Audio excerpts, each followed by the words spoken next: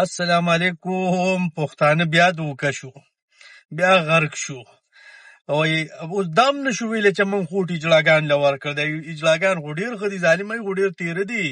دی خو خپلو کې یو قسم له اتفاق دی، څوک خدای ته په بره باندې وګوري.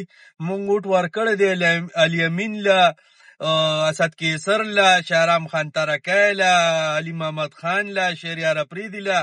دی ته خو ویلی شي نامردو. دا د ښځو نه هم لاندې خلک دی.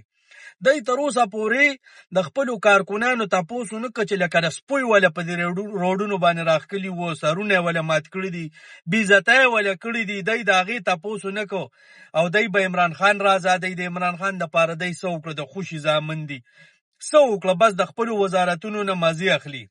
دی وایي چې عمران خان اډر وکړي نو موږ به عمران خان له منډه تړو. خدای دې غرق کړي عمران خان د خپل ذات دپاره. دا قسم دی چې دی ته پته ده چې عمران خان د خپل ذات دپاره چرم نه وایي چې راشي یو تاسو قانون خلاف ورزي وکړئ یا ما راخلاص کوي. یو پکې سړی او شیر افضل مروتو، هغوی له هم خپې والې پښتانه دي که نه، طلاق مال یو بل له خپې وایي. شیر افضل له خپې والې د هغه په سر بې شکایتونه کول عمران خان ته. هغه عمران خان ما هغه شیر افضل هم د پاټی نه اخوا دېخوا کو. دا دوره د نه سړي زامن دي چې ته ماته ووایه چې نن تاریخه پورې دی د عمران خان دپاره یا د پی ټي آی یو کارکون دپاره څه کړي دي.